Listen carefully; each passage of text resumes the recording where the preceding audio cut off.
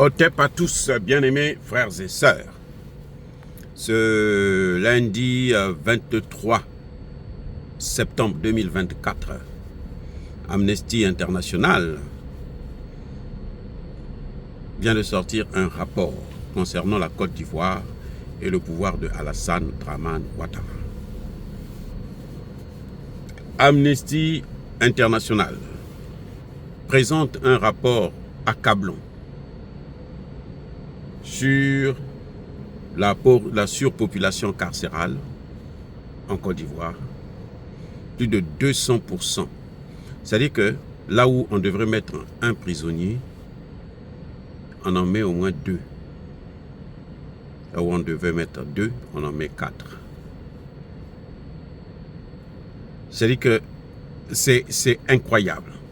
Amnesty International vous dit que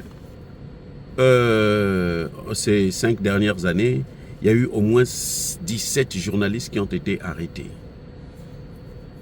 Amnesty International accuse Ouattara de harcèlement judiciaire sur les blogueurs, l'opposition, même la société civile et les médias critiques. Amnesty International parle des arrestations arbitraires. C'est un rapport accablant. Beaucoup vont acclamer quand il est. Ils disent, aïe, c'est très bien, on a dit ceci, on a dit cela. Les gars, ne vous réjouissez pas de ces bêtises. Qu'est-ce que Amnesty International a dit là que nous ne dénonçons pas? Question. Il y a quoi que Amnesty International a dit de nouveau là, que nous n'avons pas déjà dit? Pourquoi Amnesty International n'accuse pas Alassane Ouattara pour la mort de plus de 3000 Ivoiriens pendant la crise grave qui a entraîné Laurent Gbagbo en prison? Pourquoi Amnesty International n'accuse pas Paul Kagame? Il n'est pas parti mener une enquête sérieuse sur Paul Kagame. Pourquoi, vous avez vu pourquoi Amnesty International attend après 3 mandats pour venir critiquer Alassane Ouattara? Pour venir dire que Alassane Ouattara est un dictateur, les choses ne marchent pas, ça ne va pas, c'est pas bien, ainsi de suite, ainsi de suite. Dites-moi pourquoi Amnesty International a attendu tout ce temps?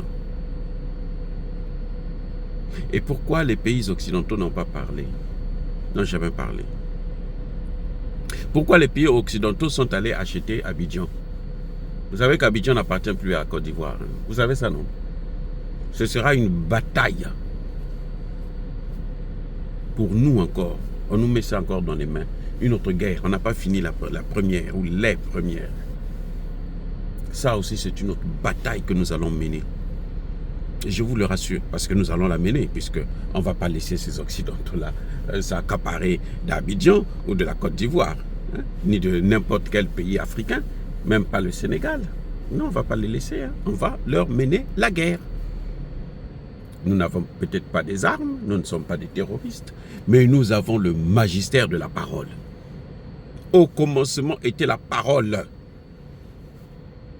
Et la parole était avec Dieu. Et la parole était Dieu. Et quand vous envoyez la parole, cette parole-là, elle ne revient pas sans faire ses effets. Donc, vous voyez, moi, je ne me réjouis pas de ça. C'est un rapport, bon, comme d'habitude, où il y a des vérités. Pour une fois, ils disent un peu de vérité. Mais ils ont attendu tellement longtemps. Et puis, Alassane Ouattara va se défiler, il va se barrer tranquille, sans s'inquiéter, pour la guerre, les crimes qu'il a commis en Côte d'Ivoire entre 2002 et 2011. Et non, pourquoi je vous dis qu'il ne faut pas se réjouir? Parce que ça fait partie de l'arrangement qu'ils ont eu avec Alassane Ouattara. Alassane Ouattara veut un 4e mandat. Les Occidentaux ont posé les conditions. Tu nous donnes d'abord Abidjan, il l'a fait. Tu nous laisses installer des bases militaires. Bon, c'est normal puisque Abidjan leur appartient, donc ils peuvent installer des bases militaires, américains, français et autres. La France retire 100 soldats, bon, on s'en fout. C'est rien du tout. Nous, on demande à la France de partir, définitivement. Et les Américains ne devraient pas les remplacer. Mais apparemment, c'est un remplacement. Les Américains ont demandé à la France de partir pour qu'eux puissent prendre la place parce que la France n'a pas bien fait son travail. C'est-à-dire celui de maintenir ces pays africains dans la misère, dans le sous-développement et dans la colonisation, la recolonisation. Donc Alassane Ouattara, c'est un règlement de compte.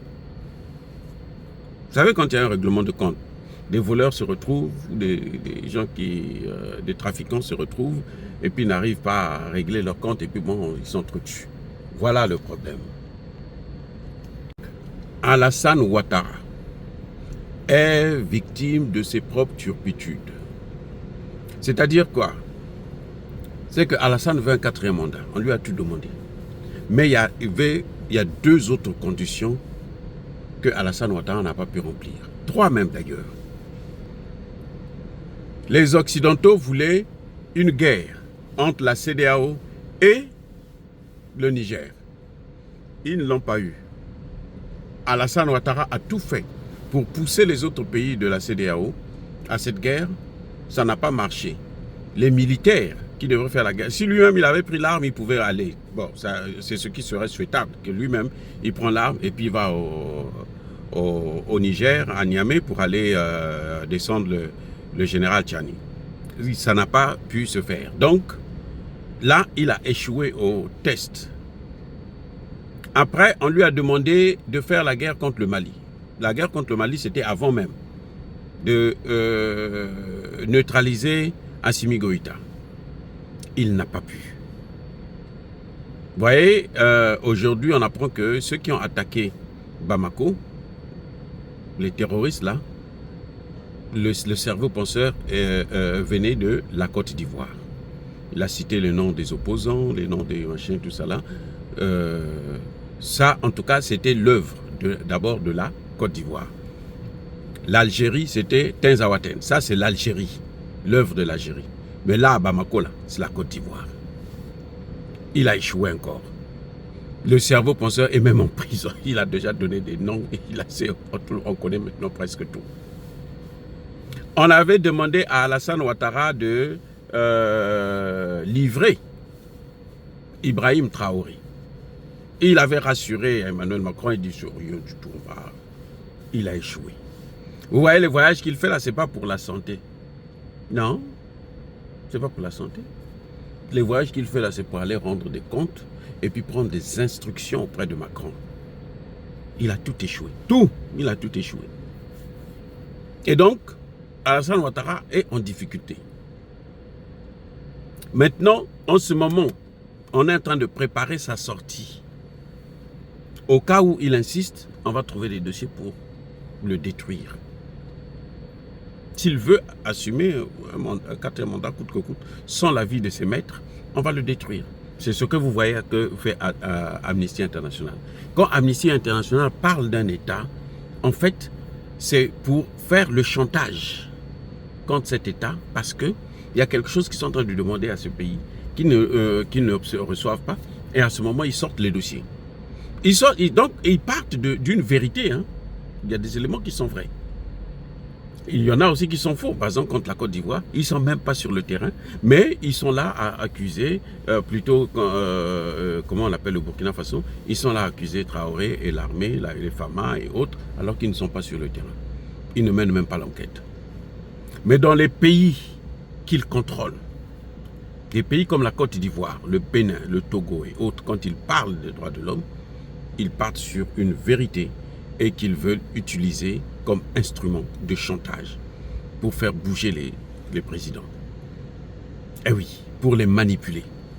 Ce que vous voyez là, nous, on n'a pas à se réjouir là-dessus, sur ça. Même si, malheureusement, c'est la vérité. On n'a pas à se réjouir là-dessus, parce que lorsque c'est Amnesty International qui prend ces dossiers, ça n'a jamais été pour le bénéfice des populations. Non, jamais de la vie. Et ça ne le sera jamais. Oui, c'est pour ça que je dis, nous, on n'a pas à se réjouir pour ça, puisqu'on connaissait ça. On connaît la vérité. C'est ce que nous sommes en train de combattre. La seule chose, la différence, c'est qu'eux, ils sont en train de le dire parce qu'ils veulent enlever Ouattara pour mettre quelqu'un d'autre. Ils ont déjà préparé quelqu'un d'autre. Ils ont déjà préparé Tidiane Cham. Vous voyez Tidiane Cham aller au Gabon, là, vous croyez que c'est pour faire quoi? Mais c'est pour prendre l'argent. C'est le Gabon qui va financer sa campagne. Parce que Oligui Nguema, c'est leur homme. Vous voyez, Tidiane Cham était au forum de Davos africain au Rwanda, à Kigali. C'est pourquoi? Parce que les hommes d'affaires que vous avez qui étaient là-bas, là, tous ont cautionné sa candidature, ils vont mettre l'argent dedans. Donc, ne nous réjouissons pas pour des bêtises. Arrêtons d'être émotionnels. Nous connaissons ce qu'Alassane Ouattara fait. Notre problème, c'est qu'il s'en aille et qu'on puisse mettre quelqu'un d'autre. Pas que eux, ils puissent le remplacer par un des leurs. Sinon, ben, c'est comme si on reprenait le combat à zéro. On n'a rien fait. Voilà le grand problème. Ce qu'ils disent, c'est vrai. Ce sont des éléments vrais. Mais c'est un chantage qu'on est en train de faire. Alassane Ouattara ne pouvait pas faire 4 mandats. On a mis en examen. On a dit, mais attendez, mais Poutine n'est pas sous mandat d'arrêt international, la Cour pénale internationale. Et pourquoi ils n'ont jamais mis Alassane Ouattara sous mandat de la Cour pénale internationale? Pourquoi? Alors qu'ils ont blanchi Gbagbo. Maintenant, la Cour pénale internationale s'en va. Ils disent non, nous, on n'a plus rien à faire ici, on s'en va. Guillaume Soro est en train de se balader là. On n'a jamais mis un mandat contre lui. Ah, vous voulez dire que Guillaume Soro n'a rien fait? Il est sain. Soyons sérieux. Donc, c'est cette injustice-là, ce 2 poids 2 mesures, que nous sommes, nous les vrais panafricanistes, c'est ça que nous devons combattre. Ce n'est pas des petits jeux qu'ils sont en train de faire là. Non, nous, Alassane Ouattara, on le combat déjà avant même que Amnesty International puisse sortir ces dossiers-là. Amnesty International se rend compte de ça après 14 ans. Nous, on a commencé à se rendre compte de ça avant même qu'ils ne prennent le pouvoir. Il y a 14 ans, au moins. Et donc, vous voyez la différence? Eux, c'est après 14 ans qu'ils le font parce qu'ils savent. Maintenant, ils ne veulent plus de lui. Parce que maintenant, c'est une orange qui n'a plus de jus. On a tellement pressé. Et maintenant, il faut jeter cette orange-là. Et ça, nous, on ne va pas pleurer pour ça. Nous, on ne se mêle pas de ça. C'est bien qu'il s'en aille. Mais nous, notre problème, c'est que celui qui va prendre la place là, ça ne peut pas être Tidiane Cham, ça ne peut pas être Guillaume Soro, ça ne peut pas être tous ces bandits-là que eux, ils ont préparés à prendre le pouvoir après Alassane Ouattara. Dire cela, c'est inciter à la haine ou à la violence. Non. Yaba, colère, veille, malem. Encore une fois de plus, bien aimés frères et sœurs, je persiste et je signe. Soyez bénis, soyez abondamment bénis par le Dieu des Kémites et par nos ancêtres évangélisés. Vive l'Afrique éternelle. J'ai dit et j'assume.